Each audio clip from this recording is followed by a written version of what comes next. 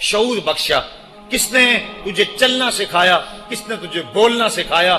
کس نے تیری چھاتی میں زور رکھا؟ آج تو کڑیل جوان ہے، آج دولت کے انبار تیرے پاس ہیں، آج تو چودھری ہے، آج تو خان صاحب ہے، آج تو بہت بڑا عالم ہے، آج تو مفتی ہے، آج تو پیر ہے، آج تو منسٹر ہے، آج تو ناظم ہے، آج دنیا تیری باج گزار ہے، آج تیرے دماغ میں وہ قوت رکھ دی گئی کہ دنیا کو تو انگلیوں پہ نچا رہا ہے۔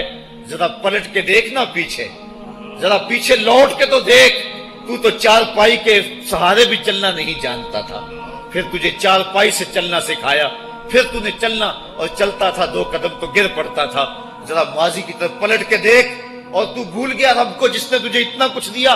چل ماضی کی طرف پلٹ کے نہیں دیکھنا، مستقبل کی طرف ہی جھانک کے دیکھ لے۔ ایک وقت پھر دوبارہ تیرے اوپر ایسا آئے گا، پھر تیری بولتی بند ہو جائے گی، پھر تیرا چلنا بند ہو جائے گا۔ چار پائی سے لگ گیا، مورے میں تکلیف ہو گئی، تو فالج زدہ ہو گیا۔ سارے گھر والے 4 دن تو بڑی خدمت میں لگے رہے، لیکن انہوں نے اپنے کام بھی تو کرنے تھے، پھر آہستہ آہستہ تجھے اگنور کرنا شروع کر دیا۔ تو بھی اس بات کو سمجھنے لگا، پھر وہ وقت بھی آیا کہ تیری چار پائی کو اندر سے اٹھا کے برآمدے میں رکھ دیا۔ یہ بابا کھانستا ہے، بچے جس طرف ہوتے ہیں جراثیم پھیلتے ہیں، اب نوکر تجھے روٹی دینے لگا۔ شام کو بیٹا آتا ہے، 2 لمحے کھڑا ہوتا ہے، پھر اپنے بیڈ روم میں چلا جاتا ہے، تو اس کی صورت کو ترستا رہتا ہے۔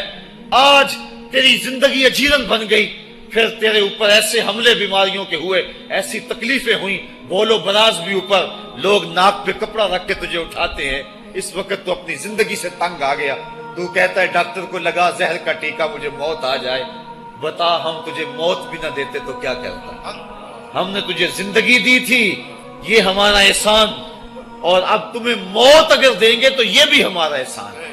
اگر تو تڑپتا تھا، تیری زندگی جو ہے وہ اجیرن بن چکی تھی، سارے تجھ سے تنگ آ گئے تھے، تیرے بیٹے بھی کہتے دعا کرو اللہ بابے کو پردہ دے دے، سارے تیرے پردہ مانگ رہے تھے، اب بتا کہ ہم تجھے پردہ بھی نہ دیتے تو کیا کرتا؟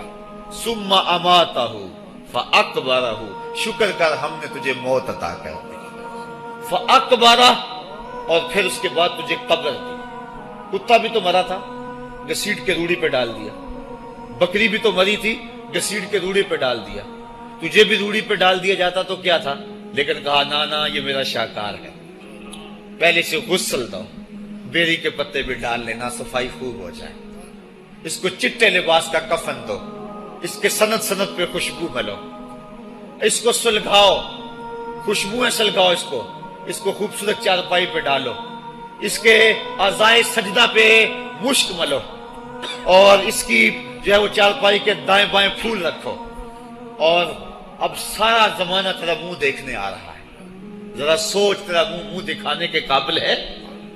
اور پھر کہا اب اس کو اٹھاؤ، قبرستان میں لے چلو، زمانہ آ گیا، تو آج دولہا بنا ہوا ہے اور زمانہ تیری برات بنی ہوئی ہے، اور کہا کہ ایک آدمی نہ اٹھائیں، اس کا پروٹوکول ہے، اس کو 4 آدمی اٹھائیں، کندھا بھی بدلتے رہیں، کہا زیادہ تیز بھی نہ چلنا، میرے شاہکار کو کہیں جھٹکا نہ لگے، اور پھر تیرا پروٹوکول امام کعبہ بھی ہو تو وہ پیچھے ہے، تیری لاش آگے۔ تو نے ہمارے ساتھ کیا کیا، ہم نے تیرے ساتھ کیا سلوک کیا؟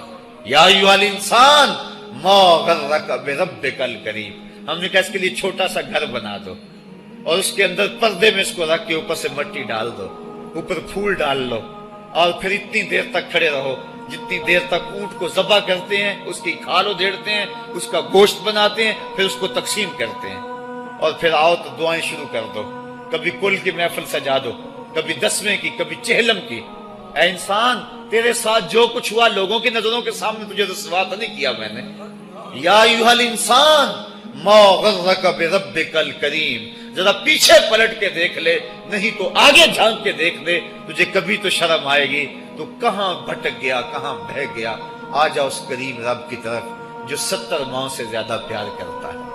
آنا تو نے ہے ہی، آج نہیں تو کل آئے گا، تو کل جو پھر کفن میں منہ چھپا چھپا کے آتا پھرے گا، آج کھلے منہ ہی آ جا۔ آج میری رحمتیں تیرا بڑھ بڑھ کے استقبال کر رہی ہیں۔ روبی بن حراش ایک بزرگ ہوئے اور تابعی ہیں، تابعی وہ تھا جس نے صحابی کو دیکھا ہو، ساری زندگی ان کے چہرے پہ مسکراہٹ نہیں آئی، وہ کہتے تھے کیا خبر میرا انجام کیا ہوگا۔ شیخ سعدی فرماتے ہیں جب تو دنیا پہ آیا تھا نا تو روتا تھا، یہ سارے ہنستے تھے، بچہ جب پیدا ہوتا ہے تو اور اس کا رونا اس کی زندگی کی دلیل ہے. جب تک بچہ چیختا نہیں سارے پریشان ہوتے ہیں, آواز نہیں آ رہی, پتہ نہیں زندہ ہے کہ جو ہے وہ گوشت کا لوتھڑا ہے. جب بچہ چیختا سارے خوش ہو جاتے ہیں, مبارکیں دیتے ہیں, مٹھائیاں بانٹتے ہیں. تو اس کا رونا اس کی زندگی پہ دلیل. شیخ سعدی فرماتے جب تو آیا تھا تو روتا تھا یہ ہنستے تھے, ایسے زندگی گزار تو ہنستا ہوا جائے یہ روتے رہ جائے. یہ نہ ہو کہ روتا آیا تھا روتا ہی جانا پڑے تجھے. ربی بن حراش ساری زندگی نہیں مسکرائے, فرماتے تھے کیا خبر میرا انجام کیا ہوگا. وقت بیتتا گیا, آخر میں فوت ہو گئے. ان کا بھائی ربی بن حراش غسال کو بلا لایا کہ میرے بھائی کو غسل دو.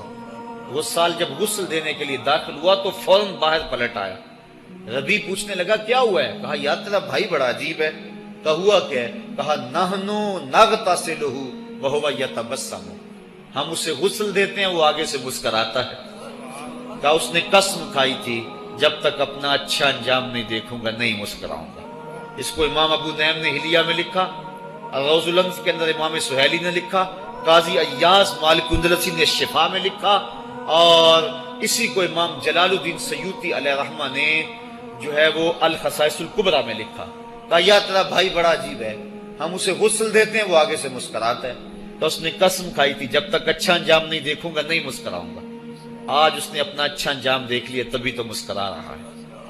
12 لوگوں کے 2 گروہ بن گئے. ایک کہنے لگے کہ یار یہ ویسے گڑی ہوئی بات ہے, بلا کوئی بندہ مرنے کے بعد بھی مسکرا سکتا ہے. ایک گروہ کہتا ہے یار بندہ بڑا اچھا تھا, ہو سکتا ہے کہ مرنے کے بعد مسکرایا ہو, زندگی تو اس نے دکھ سے گزاری لیکن بعد میں تو سکھ ملا ہوگا. اتنے میں انہیں غسل دے دیا گیا اور لوگ اکٹھے ہو کے ان کے گھر آ گئے. انہیں کفن دے کے پٹڑے پہ ڈال دیا گیا. ربی بن حراش نے جب لوگ باتیں کر رہے تھے, کوئی کہہ رہا تھا صحیح ہے کوئی کہتا ہے غلط تھا, تو اس نے کفن سے ہاتھ باہر نکالا اور لوگوں کو کہا السلام علیکم.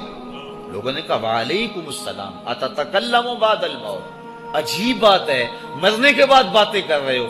قال نعم اتکلم بعد الموت, کہا ہاں ہاں میں مرنے کے بعد ہی باتیں کر رہا ہوں. عرش فرش تے بانگا ملیاں تے مکے پہ گیا شور, بلے شاہ سا مرنا نہیں تے گور پیا کوئی ہور.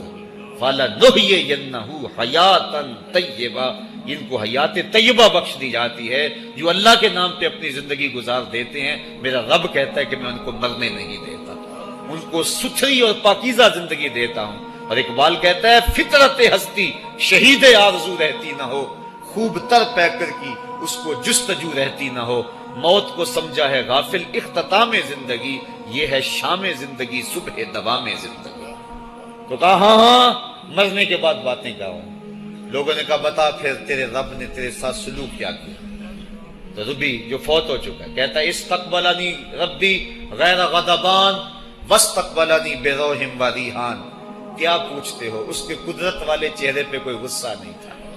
اس نے روح و ریحان کے پھولوں کے ہار میرے گلے میں ڈالے.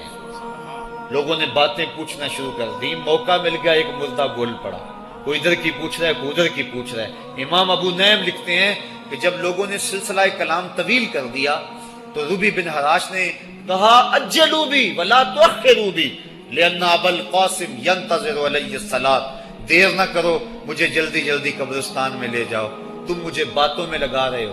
امام الانبیاء میرے جنازے کا انتظار فرما رہے ہیں. لوگوں نے جنازہ پڑھا اور اپنے گھروں میں آنے کی بجائے سیدھا ام المومنین حضرت عائشہ صدیقہ رضی اللہ تعالی عنہا کی چوکھٹ پہ چلے گئے اور جا کے سارا ماجرا کہا. وہ ابھی باقاعد حیات تھی.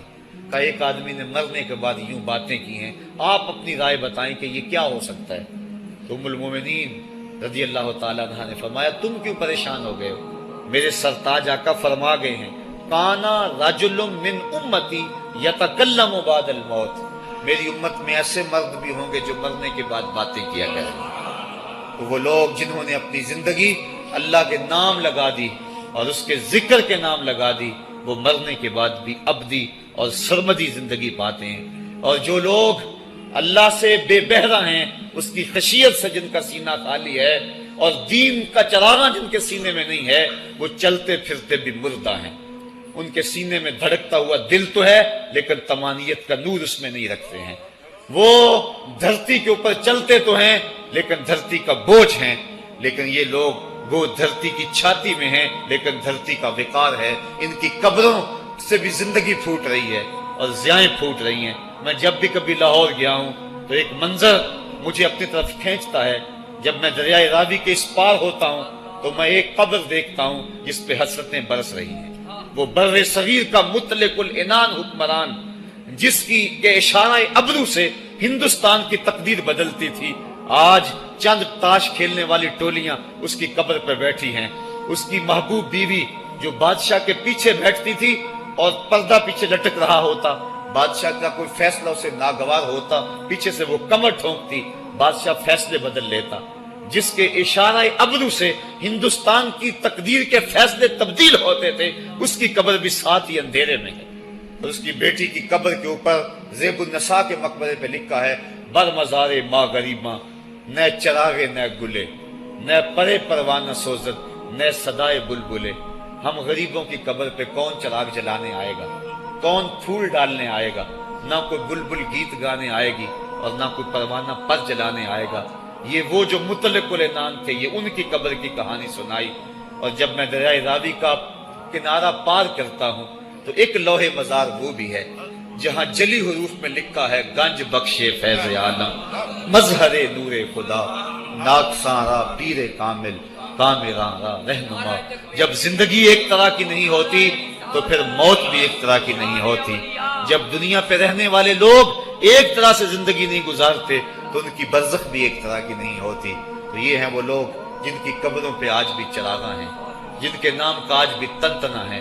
1000 سال گزر گئے، ان کی نسبی اولاد تو کوئی نہیں ہے، انہوں نے شادی بھی نہیں کی تھی، لیکن اس کے باوجود دن کو چلے جاؤ، کڑکتی دوپہر کو چلے جاؤ، برستی بارش میں چلے جاؤ، لمبی رات کی تنہائی میں چلے جاؤ، موسم کی کسی بھی شدت میں چلے جاؤ، حکومتوں کے بدلتے ہوئے ماحول، مارشل لاؤ کی کیفیتیں، جس دور جس حالت میں مرضی جاؤ، آپ کو وہاں میلہ نظر آئے گا، وہاں ہجوم عاشقہ نظر آئے گا. ارے میں گسارو سویرے سویرے، خرابات کے گرد پھیرے بپھیرے، کبھی اس طرف بھی گزر کر تو دیکھو، بڑی رونقیں ہیں فقیروں کے ڈیرے. تو وہ لوگ جنہوں نے اپنی زندگی اپنے مالک کے نام گزاری وہی زندہ ہیں، وہ سرمدی اور ابدی زندگی پائے ہوئے ہیں. صاحبو، اب میرے اور آپ کے پاس سانسوں کا موقع موجود ہے، ورنہ یہ سانسیں تیزی کے ساتھ پگھل رہی ہیں. میں کل امام راضی کو پڑھ رہا تھا، وہ کہتے ہیں، ایک بزرگ فرماتے ہیں مجھے سمجھ نہیں آ رہی تھی ان الانسان لفی خسر کی، کہ بے شک انسان گھاٹے میں ہے.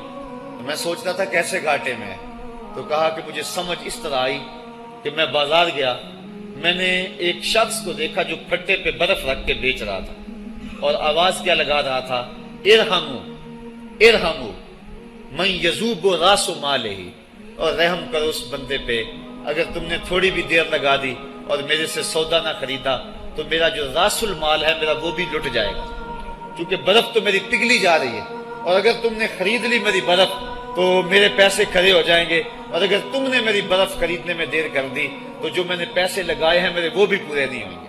تو وہ کہہ رہا تھا ارحمو من یذوب راس مالہ. وہ کہتے ہیں مجھے ان الانسان لفی خسر کی سمجھ نہیں آ رہی تھی، اس کے اس جملے کو سن کے سمجھ آ گئی کہ انسان جلدی جلدی اپنی سانسوں کو گوا رہا ہے، اسے چاہیے کہ جلدی جلدی ان سانسوں سے کام لے لے، ورنہ یہ سانسوں کی برف پگھل جائے گی اور اس کی یہ پونجی بھی برباد ہو جائے گی. تو صاحبو، میں اور آپ لمحہ لمحہ موت کے قریب ہو رہے ہیں، لمحہ لمحہ موت کے قریب ہو گئے. آج میں دوپہر کو بیٹھا تھا تو وہ ایک شخص آ کے میاں صاحب کا شعر پڑھنے لگا: دیگر تے دن گیا محمد، اوڑک نو ڈب جانا. تو میری نظر چلی گئی، میں نے کہا ابھی تو 10 بجے ہوں گے، تو میں نے کہا صبح کے 10 بھی بج گئے ہیں اور پھر 12 بھی بج جانے، پھر ظہر بھی ہوگی، پھر دیگر بھی ہوگی، اور اس کے بعد پھر شام بھی ہو جانی ہے. اب ہم دیگر تک تو پہنچ گئے ہیں، اب شام کے تدلکے بھی قریب ہو گئے ہیں، تو یہ دن ڈوب جانا ہے تھوڑی دیر کے بعد. یہی مثال ہماری زندگی کی ہے. کوئی دوپہر تک آ گیا ہے، کوئی چاش تک آ گیا ہے، کوئی ظہر تک آ گیا ہے، کوئی عصر تک آ گیا ہے، اور کسی کی زندگی کا سورج بالکل غروب ہونے کے قریب آ گیا. صاحبو، پتہ کوئی نہیں کہ ہمارا اگلا قدم کہاں ہے.